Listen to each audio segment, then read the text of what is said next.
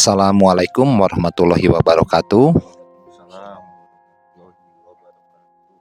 Om Swastiastu, Namo Buddhaya, salam rahayu, salam kebajikan, salam sejahtera buat kita semua.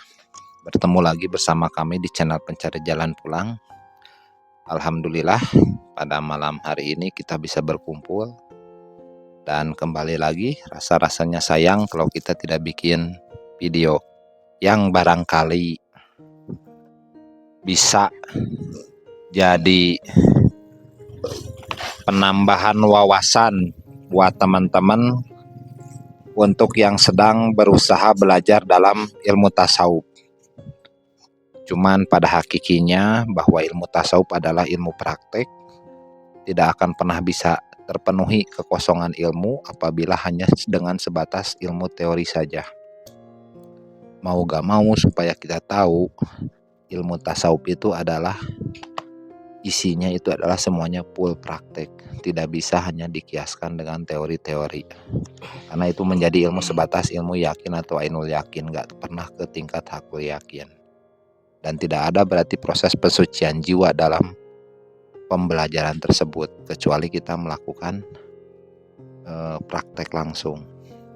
Adapun judul yang akan kita bahas kali ini adalah bedanya mutlak dengan relatif. Mungkin pendahuluan dari saya bahwa yang namanya mutlak itu kebalikannya relatif. Mutlak itu kekal, mutlak itu unlimited, mutlak itu absolut, mutlak itu tak terhingga, tak hingga. Sedangkan relatif itu terbatas, terdeskripsi, terdefinisi, di mana untuk membaca kerelatifan tersebut ada alat pembaca gelombangnya. Contohnya yang relatif misalkan suara. Suara bisa kita deteksi apabila kita punya alat pembaca suara tersebut. Contohnya telinga. Dan ternyata dalam suara itu sendiri ada batasan-batasan bagi setiap telinga. Contoh, telinga manusia hanya bisa membaca dari sekian hertz ke sekian hertz. Itu di frekuensi sonor. Kalau misalkan kelelawar lebih tinggi lagi, di ultranya gitu. Kalau misalkan jangkrik di bawah lagi ternyata, sedangkan kalau kelelawar di atas kita itu, kita gak bisa mendengar apa yang didengar kelelawar karena alat pembaca kita itu terbatas dan kita tidak bisa mendengar sesuatu yang di bawah frekuensi pendengaran kita. Tapi ada makhluk lain yang bisa membacanya. Nah, karena agama itu sebenarnya agama mutlak dari Allah, sehingga mana mungkin akal kita yang terbatas itu bisa mentafsirkan agama. Bagaimana akal kita yang terbatas itu bisa mentafsirkan Al-Quran? Bahwa dalam Al-Quran sendiri disampaikan bahwa Al-Quran itu tidak dapat disentuh kecuali oleh roh yang disucikan. Nah, berarti alat pembacanya untuk Al-Quran yang kodim, Al-Quran yang mutlak, alat pembacanya itu bukan akal, tapi alat pembacanya itu adalah ruhani kita, jiwa kita yang telah dibersihkan. Baru kita bisa membaca Al-Quran, baru kita bisa menyentuh Al-Quran. Sekarang kalau kita sudah diketahui bahwa sesuatu hal yang mutlak itu tidak bisa dibaca oleh hal yang relatif, otomatis kita akui dong bahwa akal kita itu tidak pernah bisa menerjemahkan Al-Quran. Gitu. Makanya Nabi Muhammad tidak pernah mengajarkan mengaji, membaca Al-Quran, tidak. Gitu. Karena Al-Quran tersebut yang mushafnya itu ada dimushafkan setelah zaman Nabi Muhammad setelah wafat gitu. Tapi Al-Quran itu wajib kita baca. Al-Quran kitab di dalam diri. Yang mana untuk membacanya bukan dengan ilmu akal, bukan. Tapi dengan ilmu mengenal Allah, bukan ilmu akal. Adapun untuk bisa belajar ilmu mengenal Tuhan itu ada metode praktisnya. Yang diberilah nama itu tarekat. Jadi tasawuf itu isinya tazkiyatun nafs. Nah, untuk mentazkiyatun nafskan itu ada metode praktisnya, yaitu dengan tarekat. Kalau dulu gak ada namanya tarekat. Tapi untuk menjadi identitas, karena segala di alam relatif ini kan harus ada cirinya, ada namanya. Supaya gak bias. Contoh kita punya anak 5, kalau kita anak kembar 5 lahir bareng-bareng, gak kita kasih nama, bingung. Sehingga kita butuh identitas. Disebutlah ritual tersebut namanya tarekat. Tapi Nabi mengajarkan untuk kita itu bertarekat, cuman belum ada namanya dulu. Contoh Nabi suluk di Gua Hiro, bersemedi, sholat sampai bengkak. Maksudnya sholat yang zikir itu yang mengingat. Seperti itu. Dan metode-metode itu tidak bisa dibuka.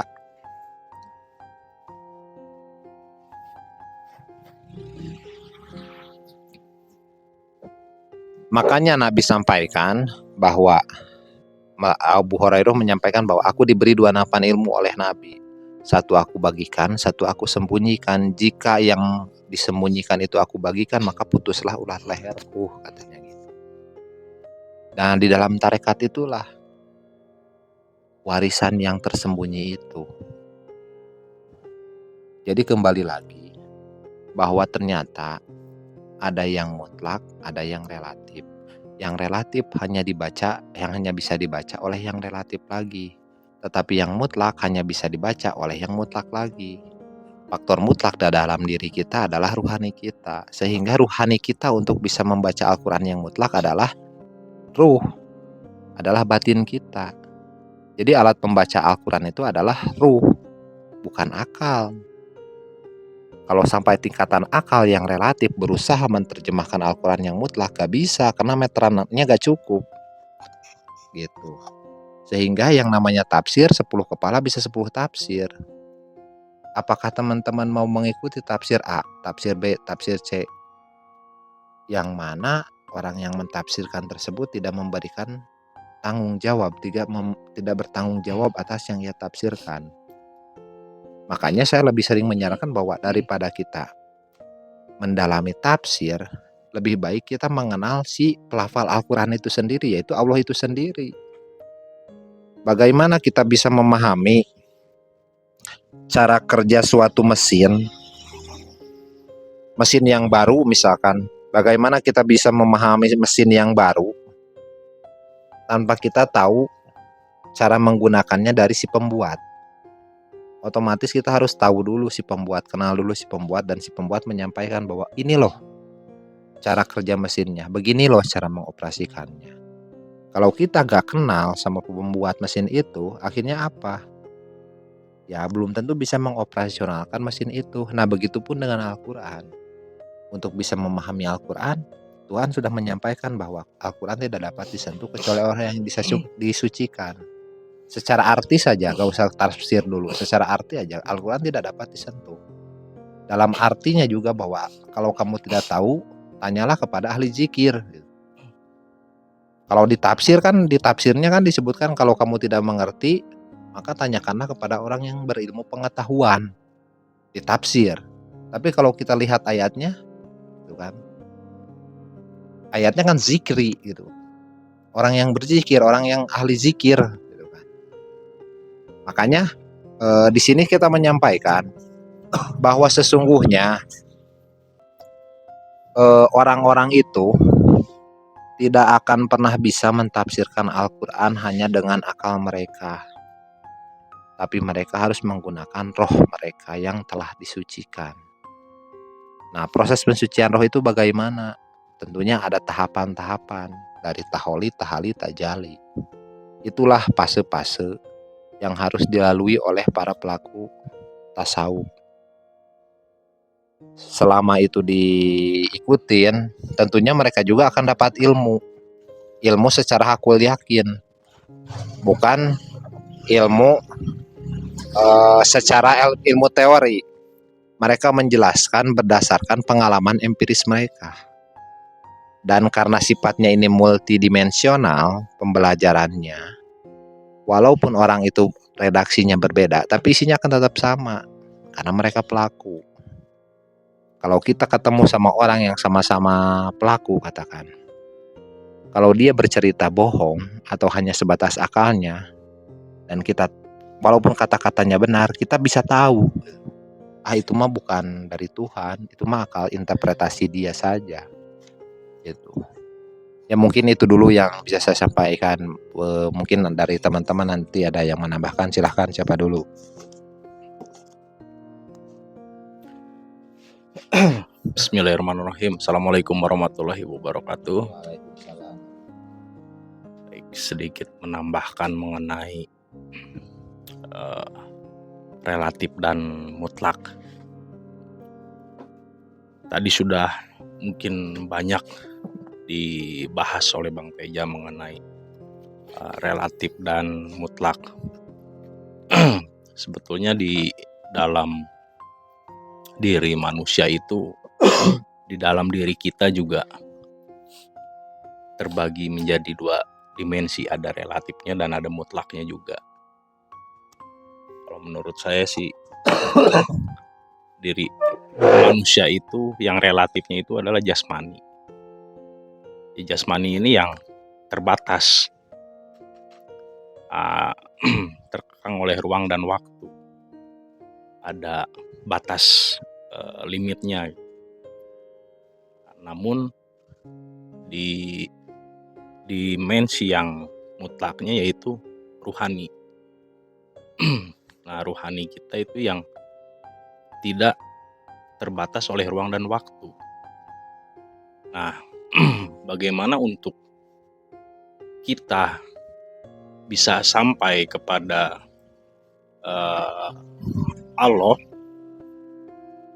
Tidak akan mungkin seseorang sampai kepada Allah dengan relatifnya.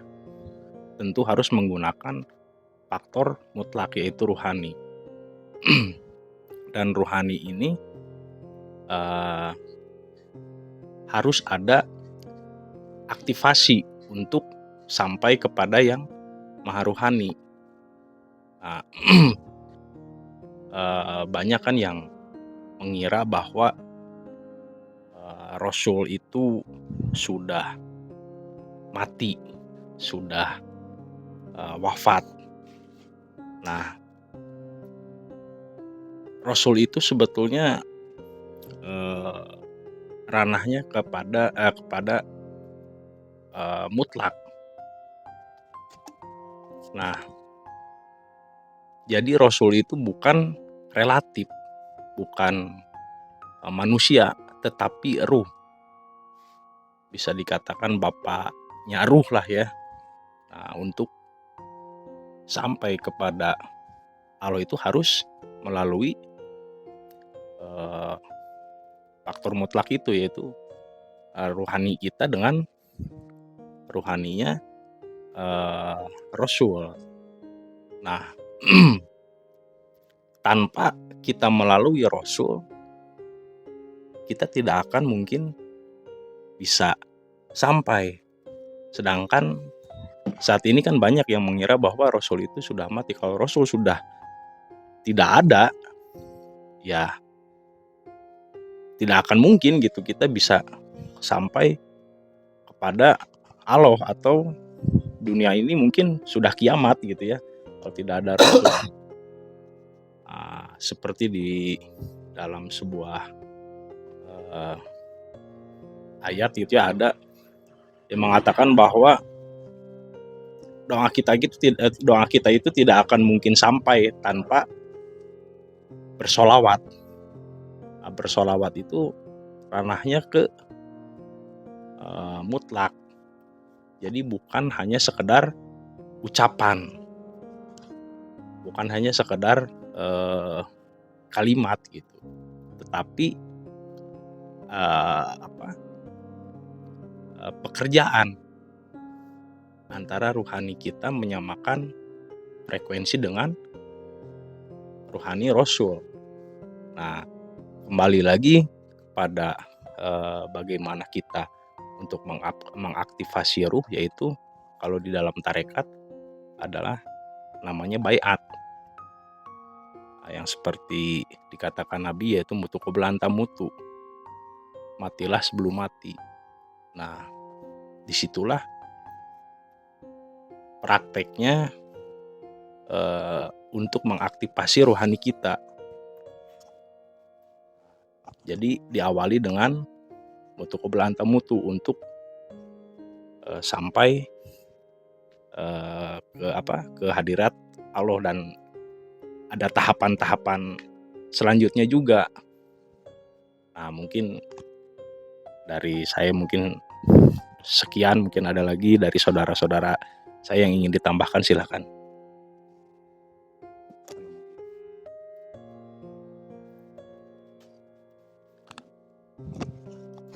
Alhamdulillah, terima kasih atas kesempatan pada malam ini kita bisa berkumpul kembali mengenai relatif dan mutlak. Bahwasanya kalau mutlak itu tidak bisa dijangkau dan itu sifatnya itu top down. Sedangkan kalau relatif itu ya yang bisa kita jangkau, masih terukur gitu. Dan kedudukan relatif itu ya jasmani. Sedangkan kalau mutlak itu adanya di rohani. Dan mana mungkin manusia yang sifatnya relatif bisa berhampir dengan yang mutlak, kecuali manusia itu sudah ditanamkan unsur yang mutlak juga. Apalagi untuk menjangkau Tuhan yang maha mutlak gitu, sangat tidak bisa gitu manusia yang relatif. Sepanjang kita hanya menggunakan relatif, itu kalau untuk berhampir yang mutlak, relatif itu akan hancur karena dimensinya sangat jauh. Seperti halnya relatif itu kita dalam melaksanakan praktek, kalau masih kita menggunakan akal dengan keterbatasan, itu kalau kata guru saya bilang itu anak kecil juga bisa ya. Nah, sedangkan kalau mutlak itu sudah tidak pakai akal, karena datangnya dari yang mutlak juga gitu. Nah, dan memang di sini itu yang sulit itu prakteknya. Sekalipun paham teori. Jadi untuk ketersambungan dengan Tuhan itu tidak mungkin hanya bermodalkan kepercayaan. Tidak mungkin. Kalau hanya kepercayaan itu masih relatif gitu. Banyak nih yang mengira bahwa setiap doa itu akan sampai kepada Tuhan, karena Tuhan itu maha mendengar gitu kan. Mungkin bisa dijelaskan Kang Teguh? Ya, itu kalau pendapat saya itu baru rasa-rasanya, orang baru mengira-ngira gitu. Dan itu masih sifatnya hanya yakin gitu. Sedangkan yakin itu kan tertolak. Yakin tertolak, ainul yakin tertolak, dan yang diterima itu hanya hakul yakin gitu.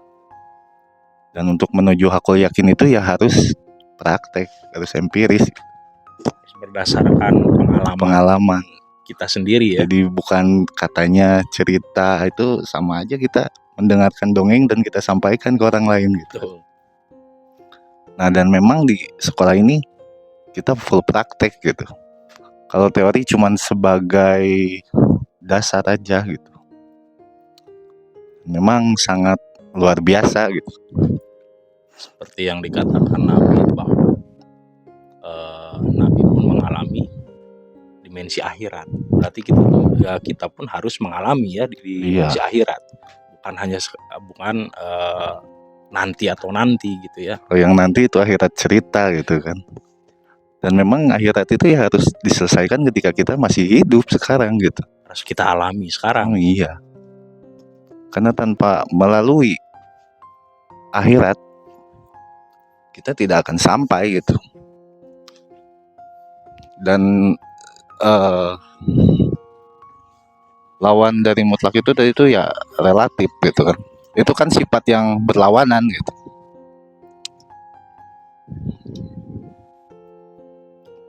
Mungkin ada yang mau disampaikan?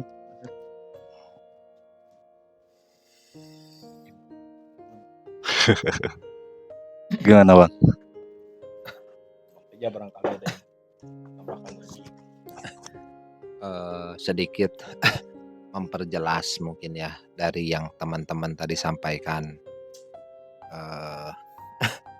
supaya bahasanya umum Mudah dimengerti. ya, mudah dimengerti. Seperti tadi Bang Denny menyampaikan bahwa ruh itu Rasul itu ada sampai saat ini, karena sifatnya Rasul itu abstrak mutlak dan Nabi itu yang relatif. Nabi Muhammad relatifnya, yang baharunya, yang relatif itu yang terbatas, yang awalnya gak ada karena jadi tua kembali lagi jadi gak ada, itu Nabi. Nah Rasul Muhammadnya itu yang ada di baliknya Nabi, yang ada di isi dadanya Nabi. Maksud Bang Denny itu tadi tuh menyampaikan bahwa Rasul ada sampai zaman ini tuh, yang isi dadanya Rasul tuh masih ada sampai sekarang. Makanya Nabi menyampaikan dalam akhir hayatnya bahwa sepeninggalnya aku, isi dadaku aku curahkan kepada Abu Bakar. Nah itu yang dimaksud Makanya Rasulnya itu. harus hati-hati ya Bang Teja menyimak Betul. kajian ini, karena yang tadi saya sampaikan Rasul itu bukan manusia, Betul. tetapi nur. Gitu. Jadi itulah yang maksud Bang Denny tadi menyampaikan bahwa Rasul itu tidak mati. Maksudnya Rasul tidak mati itu ya yang nur di dalam dadanya itu dicurahkanlah kepada Sayyidina Abu Bakar. Sepeninggalnya aku, isi dadaku aku curahkan kepada Abu Bakar. Nah penyebutannya bukan disebut Rasul lagi, tapi disebutnya al ulama warasatul anbiya atau ulil amri minkum. Itu relatifnya, tapi itu jasadnya. Tapi di balik jasad itu ada Rasul Muhammad itu yang diwariskan itu. Gitu. Kalau kiasnya gini, presiden itu dari dulu ada, sampai sekarang pun tetap ada. Tapi relatifnya presiden, jasmaninya presiden ternyata berubah-ubah. Yang dulu semula awalnya Soekarno sampai akhir ini sekarang Prabowo. Tapi dari dulu presiden ada, presiden RI itu gitu. Tapi sampai sekarang ternyata berubah-ubah. Nah seperti itulah Nabi Muhammad itu jasmaninya, Rasul Muhammad itu di balik jasmani itu nurnya itu gitu. Nah terus yang disampaikan oleh Bang Teguh misalkan bahwa supaya kita bisa masuk ke kemutlakan tersebut, jasmani kita yang saat ini supaya bisa masuk ke dalam kemutlakan tersebut, karena di dalam diri kita juga ada faktor kemutlakan yaitu roh. Cuman bagaimana kita bisa memasuki roh tersebut, unsur dari Tuhan, karena kutiupkan sebagian ruhku jadilah kamu hidup manusia. Tapi yang kita hidup saat ini ternyata akal kita, kesadaran kita itu akal kita, alat pembaca kesadaran itu ternyata akal kita. Bagaimana kesadaran bisa menyentuh ke pengetahuan yang roh? Makanya kata Nabi disampaikan bahwa matilah kamu sebelum kamu mati, gitu. Supaya ruh kita teraktivasi, supaya jiwa kita dibukakan akses untuk bisa masuk ke dalam ruhani kita, gitu. Dan setelah kita dibukakan akses untuk bisa menyelami ruhani kita butuh bimbingan orang yang telah beserta dengan Allah. Makanya kata Nabi, besertalah dengan Allah. Apabila belum bisa beserta dengan Allah, besertalah dengan orang yang telah beserta dengan Allah. Orang yang telah beserta dengan Allah tersebut akan memberitahukan jalan dan caranya, bagaimana adaptasinya untuk bisa menyelami ruhani kita. Gitu. Makanya disitulah aku lebih dekat daripada urat leher. Kita harus mengenali ruhani kita. Berarti kesadaran kita itu apa? Itu jiwa. Supaya jiwa kita bisa kenal kepada ruhani kita. Semakin kenal kepada ruhani kita, semakin meningkat level jiwa kita. Dari 7 tingkatan nafsu itu kan. Amarah, lawamah, gitu kan. Sampai mutmainah, sampai kamilah, gitu kan, sampai ke akhir. Itulah dipoles jiwa kita itu. Sampai jiwa kita minimal di tingkat mutmainah. Barulah ada bunyi ya ayat Tuhan nafsul mutmainah, wahai jiwa-jiwa yang tenang. Terpoles minimal sampai situ dulu. Karena di ayatnya bahwa orang-orang yang mutmainah itu, yang jiwa-jiwanya yang telah tenang itu, masuklah ke dalam surgaku dengan ridho dan diridhoi.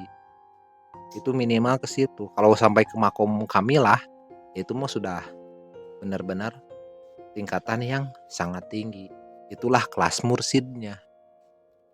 Mursid yang warisnya. Itu kelas rasulnya.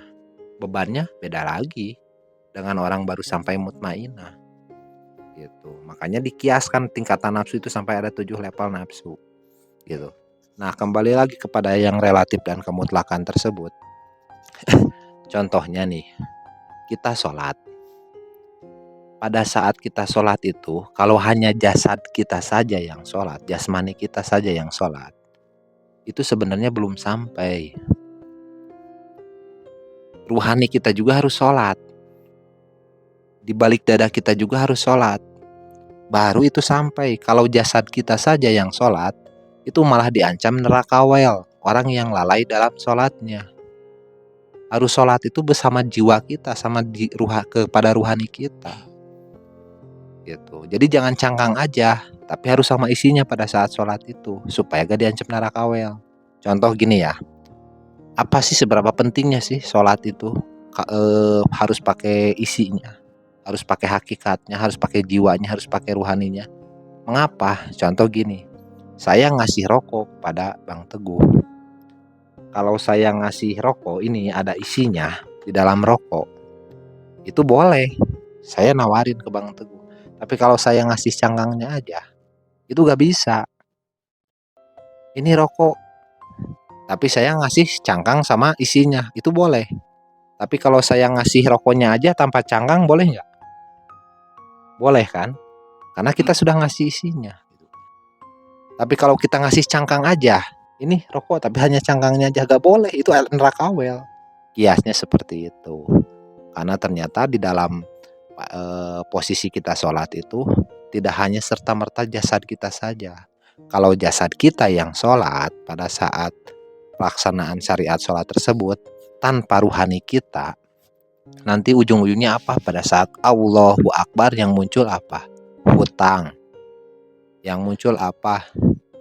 Jemuran, kompor, kunci motor. Itu ciri bahwa sholat itu hanya baru cangkang, belum sampai ke isinya. Tapi bagi orang yang telah sholat pada posisi dengan hanya berupa cangkang dan isinya, di situ dia akan menemukan sesuatu hal yang tidak pernah bisa dia deskripsikan.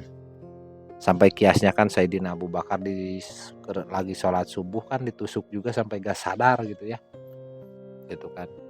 Ditusuk sampai gak sadar dia ditusuk gitu. Karena dia posisinya gak di situ. Hanya jasadnya saja yang ada posisi di situ. Nah, orang yang beriman apabila disebut nama Allah bergetar hatinya. Nah, itu tuh harus aku yakin, gak boleh hanya cerita. Kalau misalkan kita disebut Allah tapi gak bergetar, supaya kita bergetar itu kita harus ingat-ingat dulu kebesaran Allah, baru bergetar. Gak bisa. Tapi begitu langsung sontak namanya, bergetar hatinya. Gak harus diakalin dulu supaya kita bisa bergetar nih, supaya ngedengar Allah, gak bisa. Itulah makom orang beriman dengan orang yang baru Islam.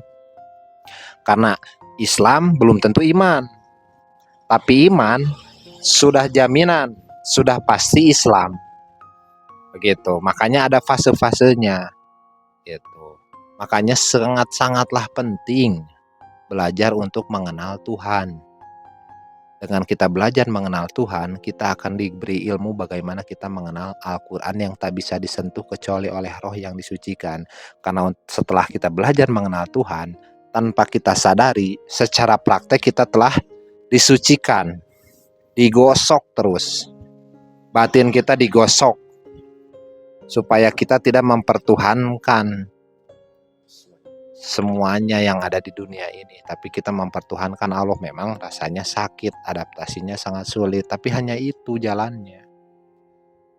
Hanya itu satu-satunya jalan kita untuk pulang. Karena kita tahu sendiri 100 tahun yang akan datang pasti kita sudah gak ada. Paling bagus yang kita wariskan apa? Nama baik. Nama baik hanya berlaku buat orang-orang saja yang mengenangnya. Kita sendiri belum tentu selamat setelah mati. Tapi begitu kita beradaptasi, begitu kita praktek, jangankan nama baik atau apa, mati pun sekarang siap. Bahkan itu yang diinginkan. Kenapa? Karena kita sudah tahu jalan pulang. Karena kita sudah tahu tempat kita setelah kita mati. Luar biasa gimana coba ilmu ini. Makanya ilmu ini hanya bisa dinilai dengan cara kita buktikan dulu. Setelah kita buktikan baru kita akan tahu benar atau bohong, benar atau angan-angan. Kalau debat-debatan teori percuma. Teman-teman debat-debatan teori misalkan sama saya, ujung-ujungnya debat kusir. Teman-teman punya keyakinan teman-teman, saya punya keyakinan saya. Gitu kan. Tapi kalau misalkan ujung-ujung hanya keyakinan semata tanpa teman-teman membuktikan, ya ngapain debat kusir ujungnya. Tapi saya di sini menyampaikan, di sini ada jalan dan caranya, ada metodologinya, dan teman-teman bisa buktikan sendiri. Setelah teman-teman membuktikan sendiri, baru teman-teman boleh menilai supaya gak jadi omong kosong. Makanya di sini ada sistemnya, ada metodologi yang diwariskan, ada metodologi yang waris, dan sistem yang mutlak. Berikut teori yang ilmiah, gitu. Mungkin itu ya yang bisa kita sampaikan. Ada lagi yang mau ditambahkan? Bang Asep, Bang Denny, Bang Teguh. Kang Asep ini pekerja, jadi jam segini udah ngantuk-ngantuk. Tadi bikin bumbu katanya. Jadi ya, selama kita relatif itu tidak akan mungkin bisa berhampir dengan yang mutlak. Mustahil. Contoh seperti itu dengan frekuensi pendengaran telinga kita yang punya frekuensi yang terbatas, kita gak pernah akan bisa mendengar suara yang hanya bisa didengar oleh kelelawar karena frekuensinya lebih tinggi. Satu-satunya cara kita supaya bisa membaca ke Al-Quran yang mutlak itu, yang kodim itu, dengan cara apa? Mensucikan jiwa kita. Ternyata ada metodologi praktisnya dalam pensucian jiwa itu. Jangan dululah dinilai oleh teori yang bersebatas keyakinan bahkan tidak masuk akal. Menurut ulama ini bahwa tasawuf itu bid'ah karena Nabi tidak melaksanakan tasawuf, tidak melaksanakan tarekat. Tarekat itu bid'ah. Katanya tidak ada di zaman Nabi. Katanya seperti itu. Saya di sini ada pembuktian yang bisa dibuktikan oleh diri teman-teman masing-masing. Kalau ngomong-ngomong bid'ah, setuju nggak teman-teman kalau Al-Quran kita sebut bid'ah? Karena Al-Quran mushaf ya. Al-Quran yang mushaf sekarang 30 juz itu kita sebut bid'ah. Setuju nggak? Karena kan buktinya adanya itu dibuatnya itu, dibukukannya itu menjadi mushaf itu pada zaman Sayyidina Utsman. Gitu kan. Dan Nabi tidak pernah mengajarkan kita untuk membaca Al-Quran yang mushaf itu. Ini logika loh gitu. Kalau teman-teman merasa keyakinan teman-teman yang benar gitu,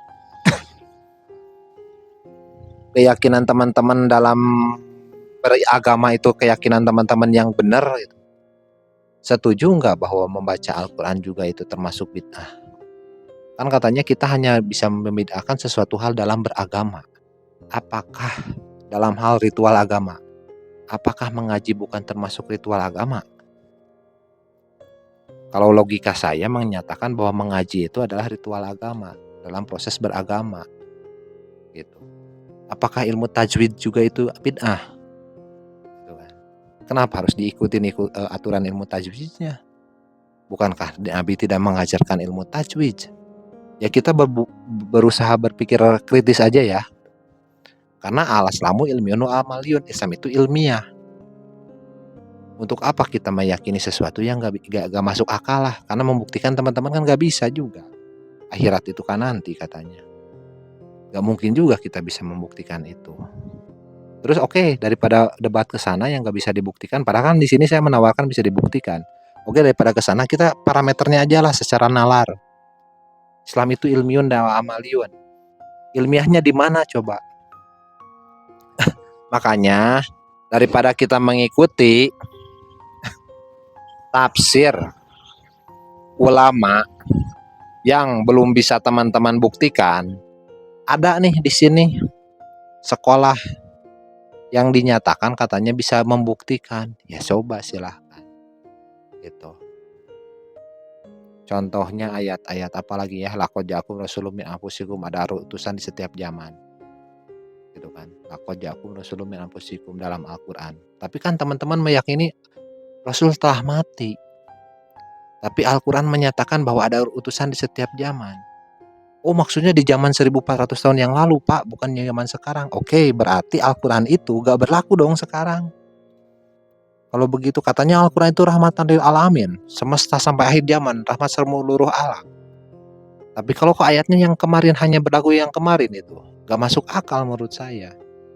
Makanya Tuhan dalam Al-Quran menyatakan bahwa apalah takilun, maka kamu tidak berakal, gak bernalar. Ya kita harus dalami di situ. Daripada kita meyakini sesuatu yang gak pernah masuk nalar juga, ngapain? Kalau saya ngerasa manusia berakal, makanya saya harus menemukan kebenarannya. Wal akhiru wal awalu wal akhiru, aku yang awal, aku yang akhir, aku yang batin, aku yang jahir. Mana Tuhan yang batin, mana Tuhan yang jahir? Kuciptakan Adam menyerupai wajahku, ya seperti apa? Allah berada di atas arsy, Allah berada di lebih dekat daripada urat leher, yang mana? Apakah kita tidak mau berpikir kritis ke sana? Di langit. Allah di langit, Allah di bumi. Apakah Tuhannya ada dua? Ya tidak. Cuman bagaimana caranya? Makanya kita harus menemukan Rasul Muhammad itu yang saat ini ada di siapa? Apakah parameter akal kita? Oh, Rasulnya harusnya, kalau Rasul ulama warasatul anbiya itu zaman ini harusnya akal yang menilai. Dia harus badannya kurus, tinggi, ganteng, pakai sorban, bajunya gamis. Apakah itu? Berarti itu akal kalian yang menentukan standar Tuhan. Jadi agama itu ternyata harus sesuai selera teman-teman kalau kayak gitu. Kalau misalkan ternyata Rasul, isi dada Rasul sekarang ada, misalkan asal adanya di orang yang pakaiannya compang-camping, gak jelas, mau gimana? Kalau Tuhan menyimpan mutiaranya di dalam tong sampah gimana? Apakah mutiara itu berubah jadi sampah? Atau tetap mutiara? Apakah filter untuk mengenal Tuhan itu adalah selera teman-teman? Bukan. Menurut saya, filter untuk menemukan Rasul itu adalah dengan apa? Yang ia sampaikan itu masuk akal atau enggak? Bukan dengan cara dia menyampaikannya seperti apa, tapi apa yang dia sampaikan isinya. Jangan terdogma, jangan terhasut oleh dengan cara penyampaiannya. Itu. Cara penyampaiannya seperti salah, tapi ternyata isi yang disampaikannya benar. Mau pilih yang mana? Selera kita yang ternyata dia menyampaikannya terlihat salah, atau objektivitas kita yang menilai ternyata yang dia sampaikan itu adalah benar. Subjektivitas kita menilai bahwa yang dia ucapkan itu adalah salah karena tidak sesuai dengan selera kita. Apakah selera kalian yang menjadi parameter untuk menentukan agama yang benar dan tidak benar? Tidak. Nabi Musa disuruh berguru kepada Nabi Khidir. Nabi Khidir membunuh anak kecil, membocorkan kapal, meruntuhkan rumah. Apakah selera Nabi Musa yang benar? Apakah selera Nabi Musa yang benar? Tapi kenapa Nabi Musa disuruh berguru kepada orang yang salah menurut seleranya? Apakah Tuhan itu Nabi Musa lebih pintar daripada Tuhan, sehingga Tuhan salah karena menyuruh berguru kepada orang yang tidak sesuai dengan seleranya. Apakah Tuhan ada di positif atau Tuhan itu ada di negatif? Menurut teman-teman di mana Tuhan itu? Di posisi kedudukannya menurut selera teman-teman. Seperti itu. Gimana Bang Deni? Karena untuk zaman sekarang gitu banyak yang malas untuk berpikir, khususnya mengenai agama. Jadi kebanyakan mengikuti yang sudah pada umumnya. Yang mengikuti agama nenek moyang. Iya. Sedangkan di dalam Al-Quran kan ada itu ayatnya ya yang apa? Mengikuti kebanyakan. Janganlah kamu mengikuti kebanyakan orang. Itu. Sesungguhnya mereka membawa kesesatan. Gini, ada yang mengikuti agama nenek moyang, ada yang mengikuti kebanyakan orang. Dalam Al-Quran itu, teman-teman mau yang mana? Kalau ngikuti nenek moyang, katakanlah nenek moyang. Nenek moyang sejauh mana nih nenek moyangnya? Apakah nenek moyang sampai agama Kasundaan, Wiwitan, Kejawen? Ataukah agama yang mengikuti kebanyakan? Sekarang kan kebanyakan orang-orang menilai agama yang benar itu adalah agama yang suka membid'ah-bid'ahkan orang. Membid'ah-bid'ahkan perilaku orang dalam beragama. Padahal agama itu adalah sistem Tuhan. Bagaimana sistem Tuhan yang mutlak dinilai oleh akal manusia yang relatif. Sehingga sebenarnya kita itu gak pantas untuk menilai suatu agama. Makanya sering saya sampaikan bahwa semua agama itu benar dan semua agama itu salah. Benar dan salah suatu agama itu tergantung apakah pengikut agamanya itu sudah sampai ke tingkat hakikatnya belum. Di situ. Kalau dia sudah sampai ke tingkat hakikatnya, sudah tidak ada kerelatifan. Sudah tidak ada Tuhan yang bernama. Sudah ada Tuhan Allah. Gak ada Tuhan Allah, gak ada Tuhan Yesus, gak ada Tuhan Guru Buddha. Gak, sampai gak bernama itu. Makanya dalam Islam itu kan ada hadis disampaikan bahwa jangan kau sembah namaku, jangan kau sembah afalku, jangan kau sembah sifatku, jangan kau sembah zatku, tapi sembahlah aku. Apa yang aku itu yang mana? Itulah tingkatan-tingkatannya. Itulah tingkat hakikat. Gitu. Itulah tingkat isi. Karena isi itu lebih penting daripada cangkang, seperti rokok yang tadi saya sampaikan. Seperti cangkang rokok yang tadi saya kiaskan. Saya ngasih ke Bang Teguh rokok, ya kalau gak ada rokoknya ya hanya sebatas cangkang, ya gak boleh. Karena gak sampai. Ayolah, maksudnya kita belajar untuk lebih mendalami, berpikir kritis, dalami agama yang benar-benar katanya bisa dibuktikan. Gitu. Saya gak nyuruh teman-teman masuk tarekat ini, silahkan masuk aja tarekat yang lain. Gak jadi masalah. Karena di sini juga saya membuat video bukan pengen ngajak teman-teman, tapi tujuan saya ilahi anta maksudi warido kamatlubis. Semoga dengan video yang kami buat ini dapat menjolok rahmat dan ridhonya. Perkara ini ada teman-teman yang mau nonton, mau berminat, gak jadi masalah, saya gak peduli. Tapi semoga ini bisa menjadi jolokan kami, jolokan rahmat dan ridhonya. Itu karena kalau kita dalami lagi sebenarnya semua ini gak nyata. Kalau kata Nabi hanya sebatas mimpi atau fata morgana. Cuman di sini saya punya tanggung jawab. Di samping saya untuk menjolok rahmatnya, ini salah satu cara saya untuk sebagai bentuk tanggung jawab. Bahwa ada sesuatu hal yang patut kita sampaikan, yang penyampaiannya ilmiah, yang bisa dibuktikan. Betul, kabar gembira ini harusnya jadi kabar gembira, bukan sebatas dogma agama itu, bukan. Karena agama itu mutlak. Kalau agama yang relatif itu dogma. Ini gak boleh, ini gak boleh, ini gak boleh, ini boleh, ini boleh, ini boleh, ini boleh.